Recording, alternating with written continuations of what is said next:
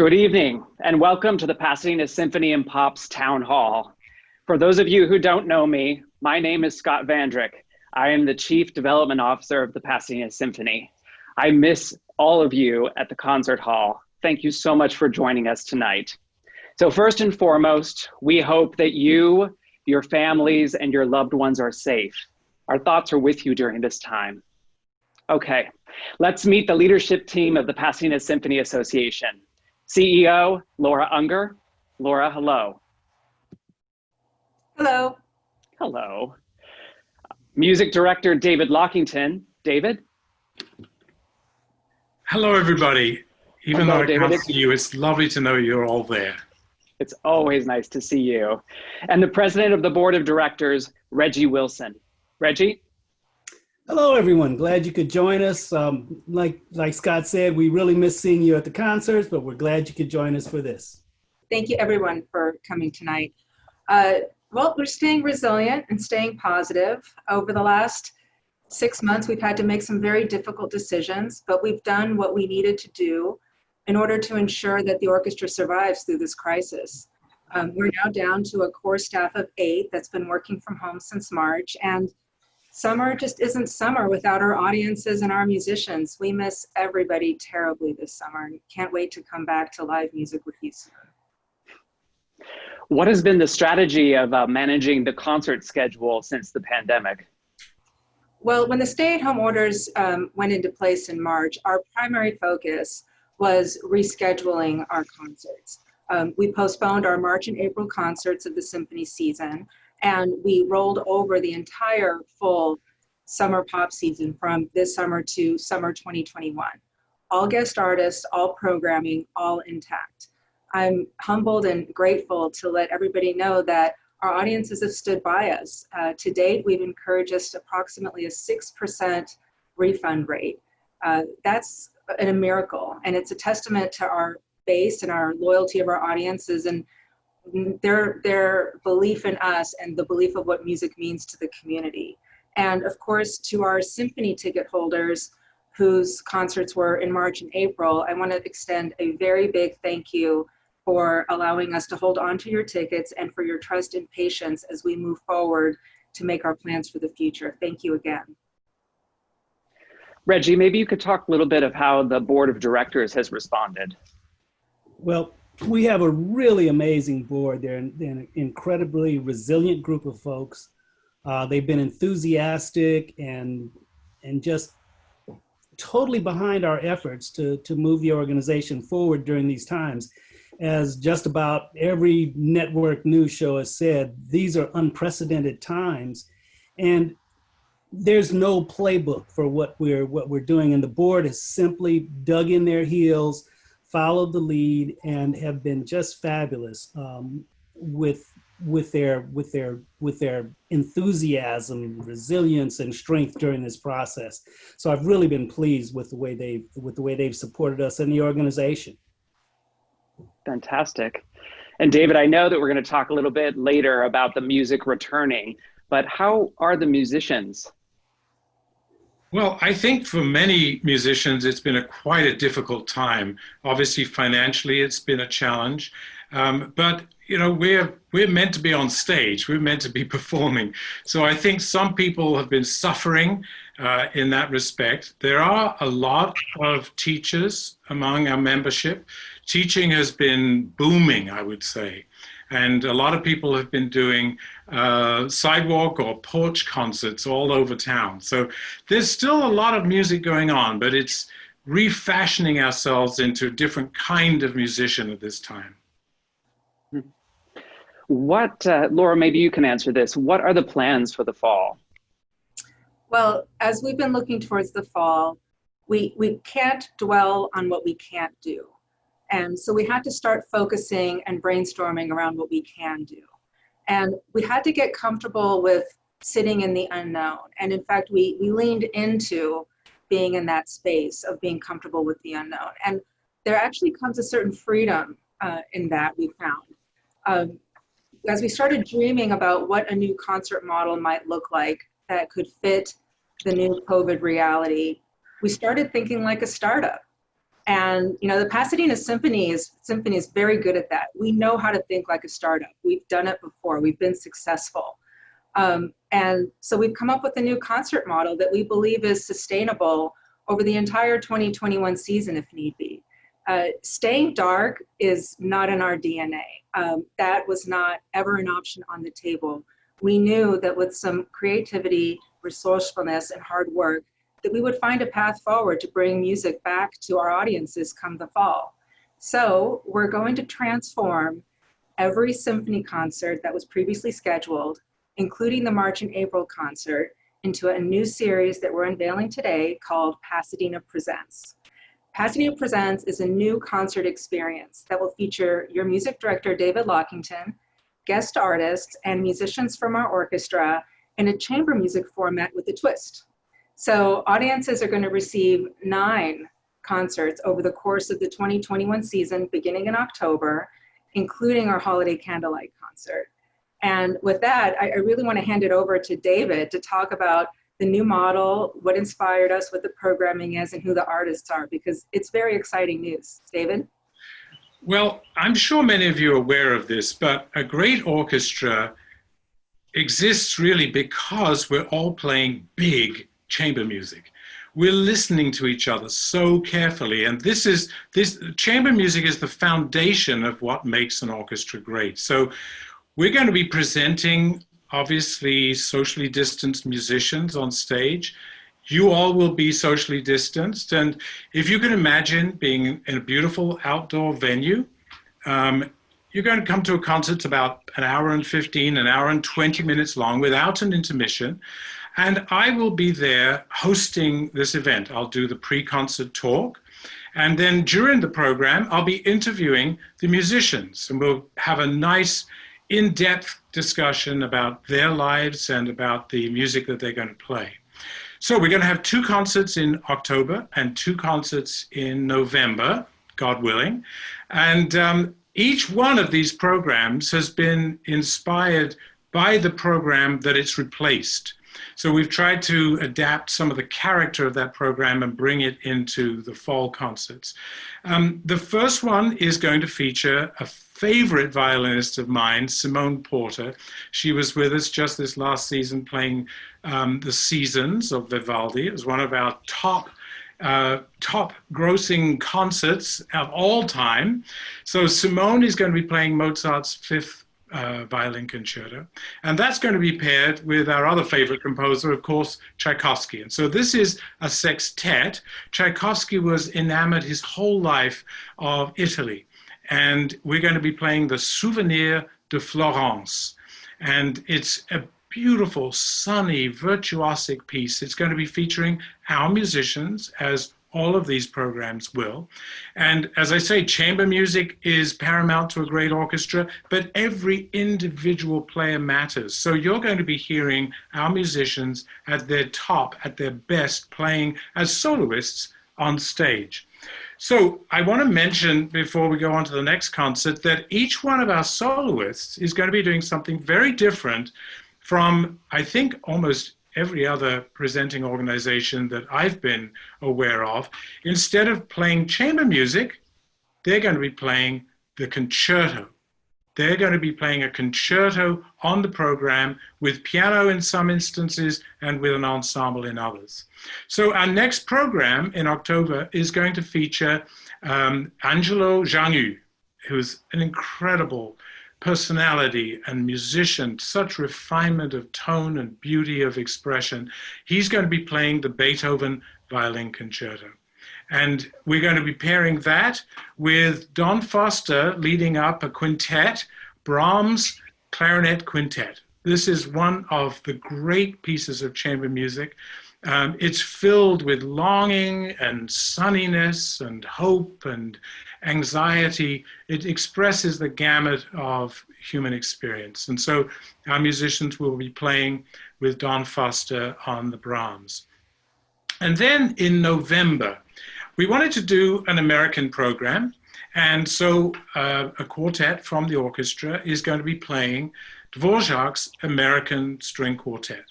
It's one of the pieces that he wrote when he was in the United States at the time that Carnegie Hall was opening.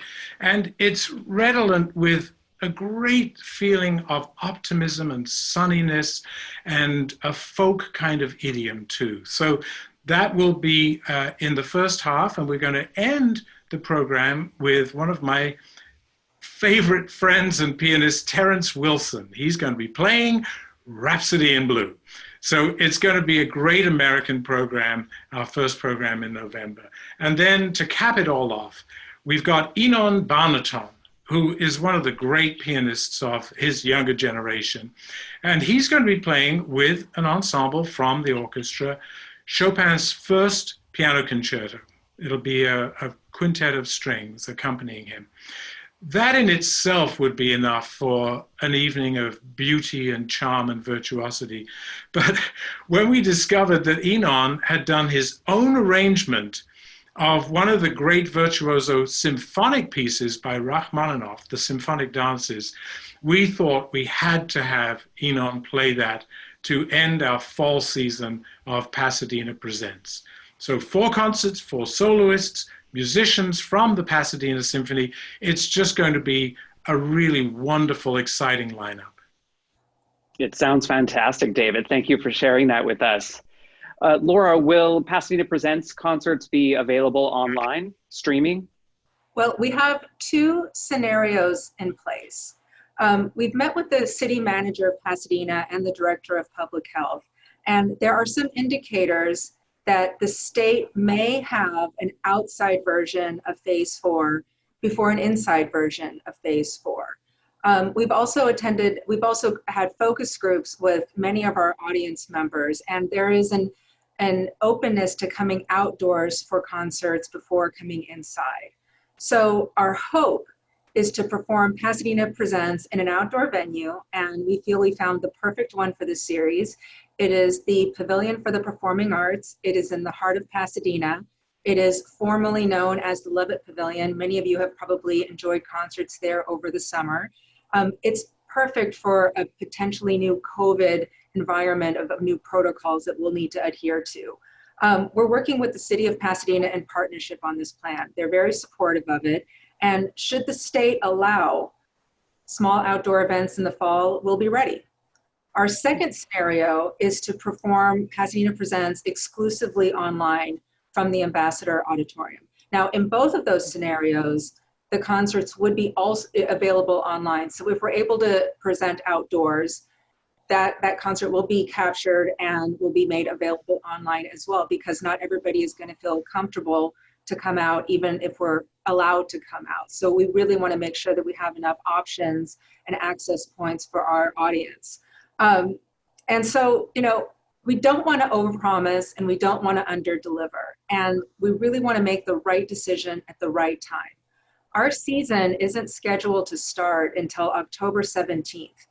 A lot can happen between now and then.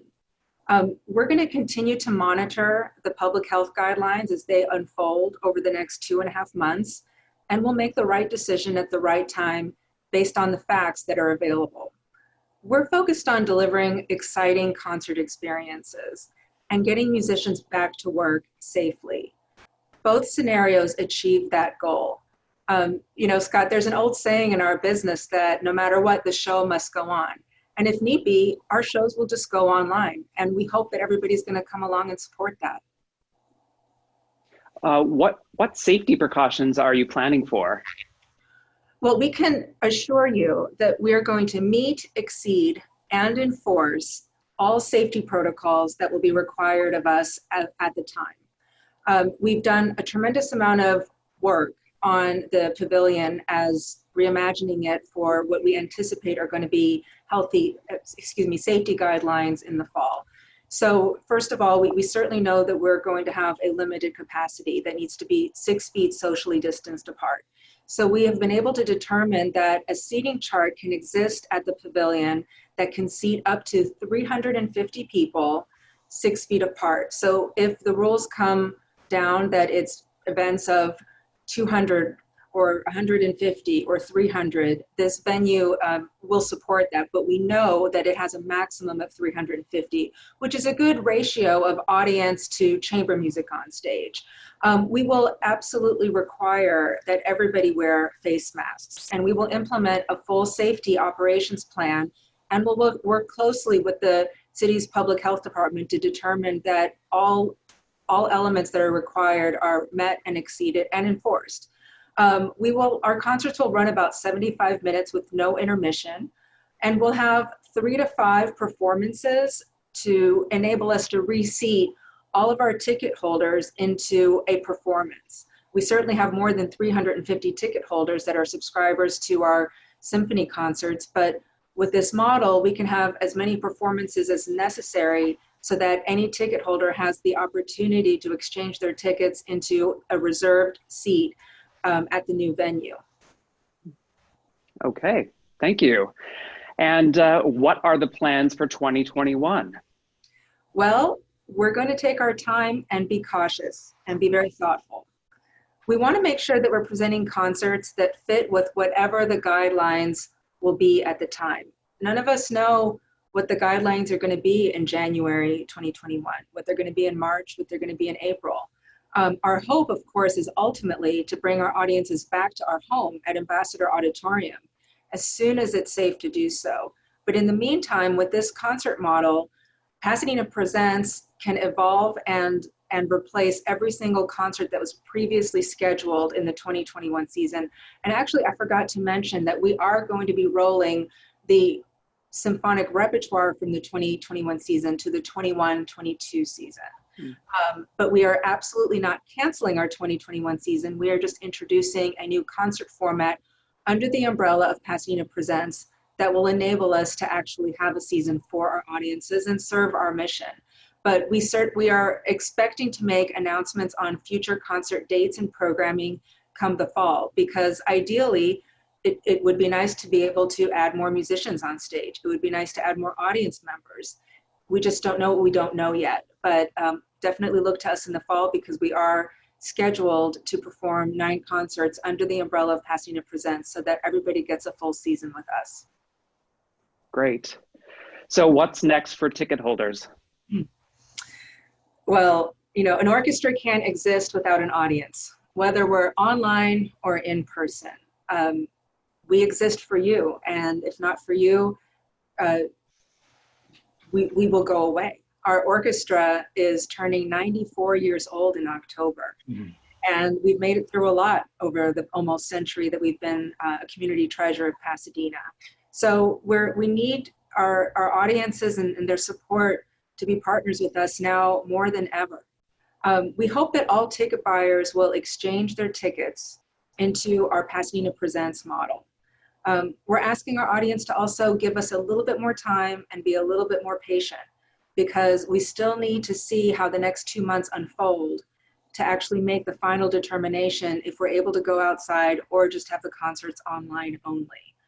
Every single ticket holder will get a call, a personal phone call from our box office, and it's going to be a very high-touch customer experience so that you'll have the opportunity to speak with one of our representatives that knows you and to discuss ticketing options to have a personalized plan just for you.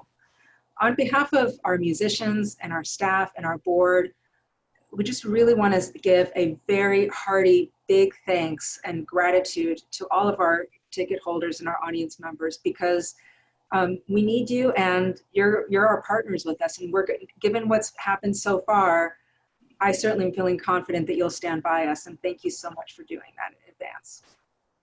Thank you. Like many of our colleagues in Pasadena, we're preparing to relaunch and bring back the music just as soon as it is safe to do so.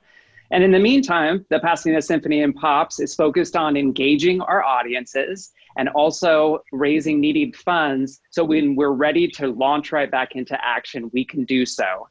Reggie, I'm hoping that you can talk to us a little bit of what the organization is doing in the time ahead. Well, the biggest thing we're looking at is our Moonlight Sonata virtual fundraising event. This is scheduled for September 12th of this year. This is our gala, and we're really looking forward to it. Our staff has done a fabulous job of creating a completely new event. This is going to be an event that will run over a couple of days, with the main event happening on September the 12th. But it's going to be, we'll have entertainment, we'll have online auctions, just a bunch of stuff that we're hoping everyone will come out and enjoy in this new era of virtual life. It really looks like it's going to be fun. We've planned a lot. As we've been putting this thing together, we've actually found that some of the other organizations in our industry are looking over our shoulder and seeing that we're really finding the way to do this thing the right way. So we're really looking forward to that. That'll be that's the big thing we're doing as we move forward. And, you know, as we have been doing this stuff, our board and the executive board have just been working nonstop. We've had executive board meetings virtually every week. We've maintained our practice of regular board meetings just to make sure we're keeping a really good hold on everything that we're planning to do. So this is going to be the big one, and we're really looking forward to it. And we're really hoping that all of our friends and donors will join us for this big event.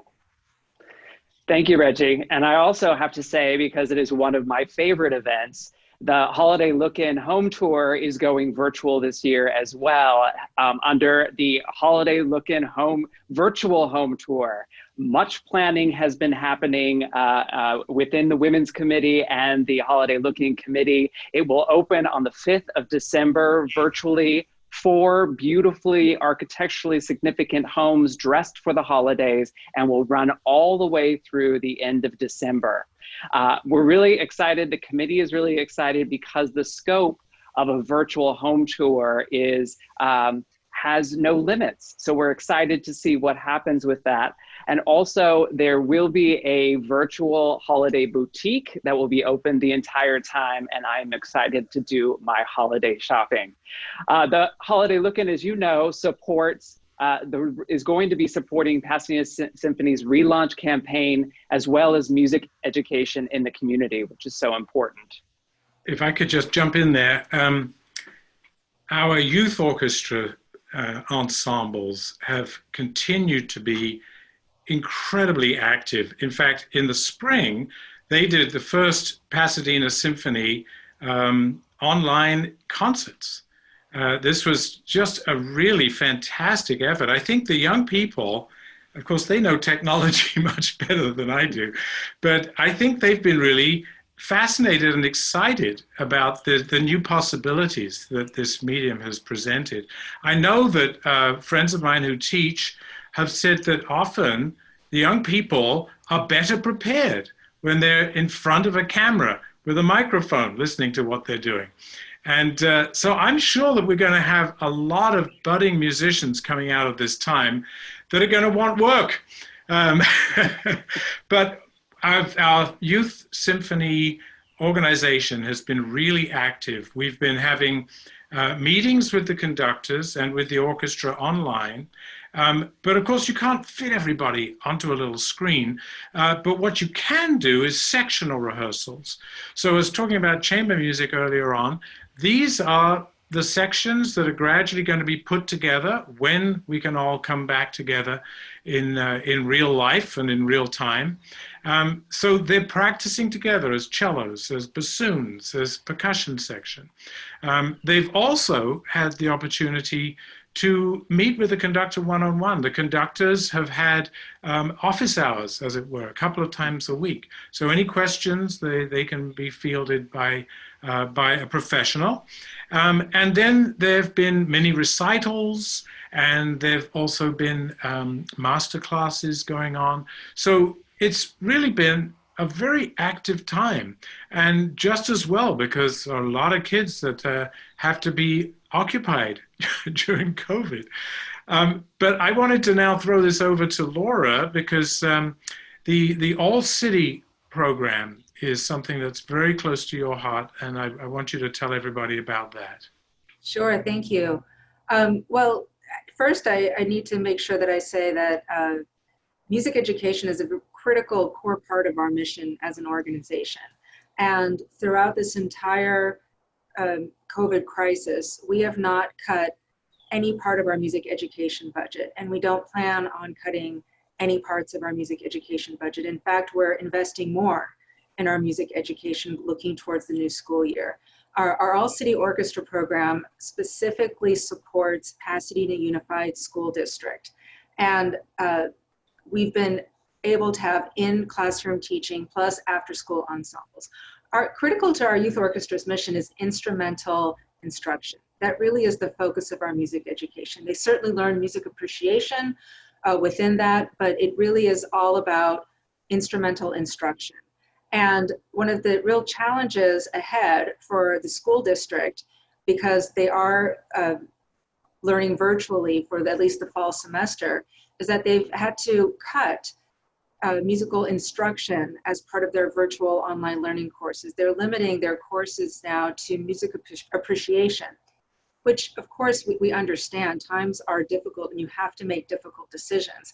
So I'm just so grateful that the curriculum that we've created for our All City Orchestra and for our youth orchestra in general, which has a membership of about 600 students, that curriculum is now being offered at no cost to our Pasadena Unified School District students. So that's been a little bit of a positive surprise that's come out of this crisis, is that our music education efforts are now being utilized, and we're a resource now for students far larger than what we were touching just in person now that we've gone digital. And certainly I can appreciate the challenges that families are going to continue to have with learning from home. The fact that we can offer an hour or two of online musical instruction as part of their school at home hours, I know that's going to make a big difference. So it's just a critical part of our mission. We feel a very serious obligation, and we're honored to be able to help the Pasadena Unified School District and supplement them during this time of need. It's a happy, positive thing that happened during this unsettling time, and I love to hear about that. Thank you. So David, maybe you can talk a little bit about what we've been doing digitally to keep our audiences engaged. Well, I have enjoyed getting to know our musicians, all sorts of different aspects of their lives. We've been having conversations. Now, this was a program that Brett Banducci, who's a violist and a composer in the orchestra, he and Laura had this idea that we should have conversations with musicians and members of the community on the classics side. And so Brett and I did a lot of conversations with little vignettes, with some little video performances embedded in them. And I'm sure many of you have been watching these. I think when we come out of this, in some ways, we're going to know each other better. I know it's fascinating when I learn something about a star's private life. It makes their whole production and their presentation richer and deeper. And I think as audience members see people on stage that they've got up close and personal with on a video conversation, I think it'll increase the sense of bondedness between our audience and our musicians. So I've been excited about that on the classical side. Now, Brett and Larry Blank, our resident POPs conductor, have done the same thing for the POPs. And they have ranged far and wide. Of course, Michael Feinstein has been very much a part of all this. There have been a lot of presentations of live rebroadcasts of concerts from the gardens. So that's been really spectacular. And also people like Lisa Froman, who was in Phantom, and the legendary Mark Shaman, Grammy and Tony and Emmy award-winning composer, and Valerie Perry from Evita. They've been interviewed, and so people have had a sort of backstage view of how a POPs concert comes together and how these stars think and function. So it's been a really rich time. And just to sort of quote Brett, I think a lot of the musicians have started to pursue things perhaps that they didn't expect that they would. There've been musicians who have started doing more improvising, musicians that have put together concerts online.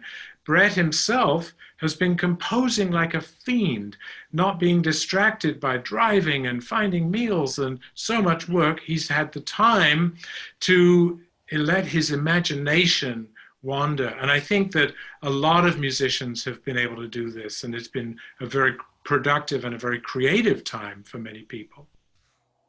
I encourage all of you in attendance on this session or who is watching this session to go to our YouTube channel and check out all of the beautiful concert snippets that we have from the POPs and the wonderful snippets and conversations that we have from the symphony. I love watching them. They cheer me up, and I would recommend that you do that as well. So thank you so much, the three of you, for joining us this evening to talk about what the Pasadena Symphony and POPs have been doing in the past months and what we are looking forward to, a preview of the months ahead.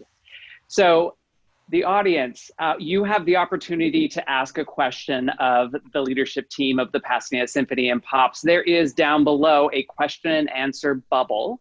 If you would like to ask a question, we ask that you put it in that bubble, and we have a monitor of this event who will be sifting through the questions, and they will ask me here on the chat bar.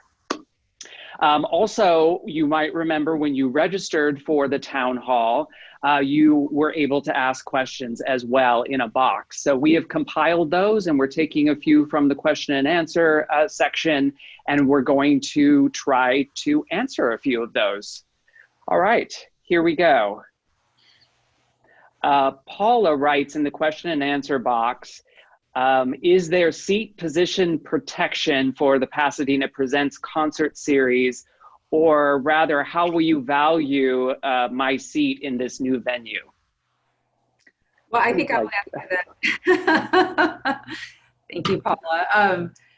You know, it's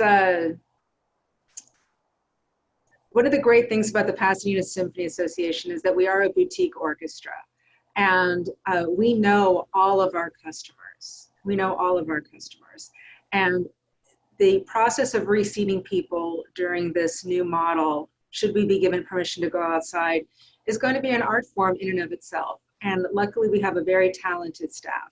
So what we have done is when we figured out the new seating chart, we have figured out, we've created different seating sections that resemble what we had at Ambassador. So there will be sections A through B, C, and D. So each ticket buyer will have a personalized experience of transitioning your tickets in your seating section to the new seating section.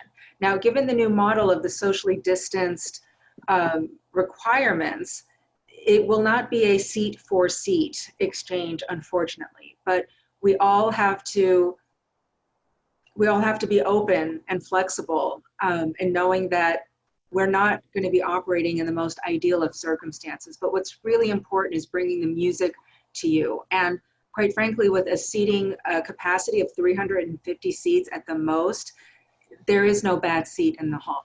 But to answer the question very specifically, you're going to have a personalized plan that exchanges your tickets in the same pricing seating section and best available. And as I mentioned, if we're able to go outside, we're going to have 3 to 5 performances. So that really gives us the opportunity to have preference given to certainly our subscribers and single ticket buyers, and try to maintain the integrity of what your seat was like at the Ambassador Auditorium towards, and this one as well. And of course, if we go online, there'll be a customer service representative that will walk you through those options as well. Thank you.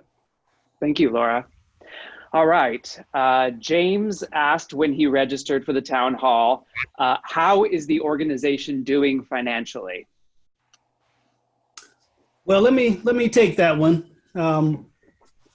Since I'm the president of the board, I guess I should know. Great.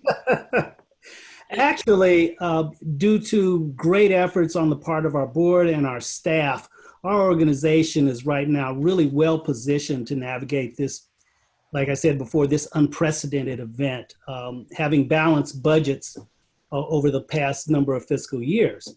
So we're in pretty good shape.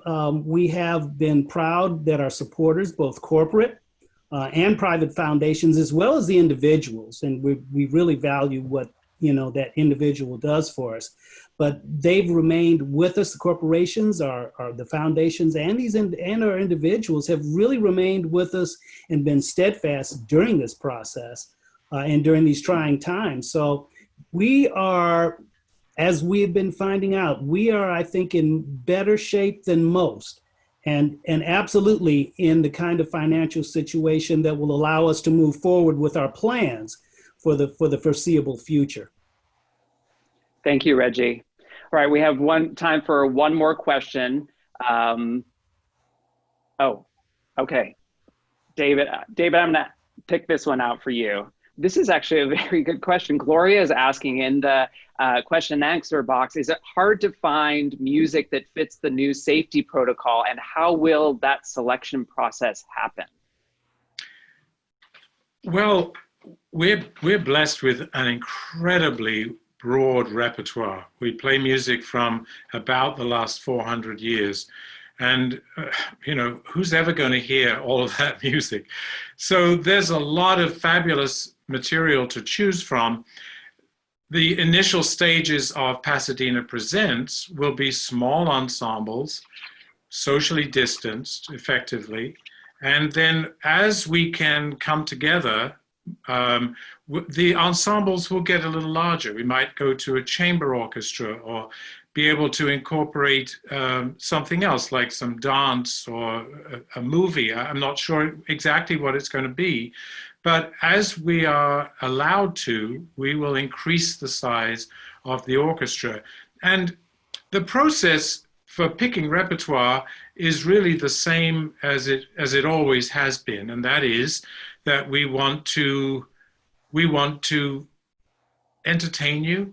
We want to bring you music and experiences that are going to be emotionally satisfying and emotionally relevant. I imagine with COVID, there's a lot of art that's being produced right now that will reflect this time. It's our job to reflect our time as well as to provide great entertainment and represent the historical canon that's available to us. So, within all of those parameters, I think we're going to be able to come up quite easily, actually, with really wonderful, wonderful repertoire. What we can't do is say that every few years we're going to cycle through a bunch of Beethoven symphonies, a bunch of Tchaikovsky symphonies. If you don't recognize the composer, if you don't recognize the piece, this is the great moment to say, well, when have you not been satisfied by a concert at the Pasadena Symphony? Some people stay away if they don't recognize something, but then they come to it and they say, oh my goodness, I had no idea it could have been so thrilling to come to a concert. So my point is that I want our audiences, I want you to trust us that we're going to present an event that's going to be really meaningful and profound and powerful, even if everything is not immediately recognizable. Thank you, David. This is one of the reasons that it's so frustrating for me. I miss all of you. I love having conversations like Gloria having this great question on the question and answer, talking about the music, exploring the guest artists, talking about with David and talking about what David presented on stage. We will be back, of course, and we will be back on force, and we'll only be back if you're right beside us. So first of all, the three of you, thank you so much for joining us and sharing your thoughts. We appreciate it. Reggie, thank you. Absolutely. Laura, thank you so much. Thank you, Scott. And David, thank you.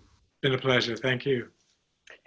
So thank you all for joining us. This conversation will be uploaded onto our YouTube channel shortly. So those of you, your friends or your family who are not able to join us tonight can view it.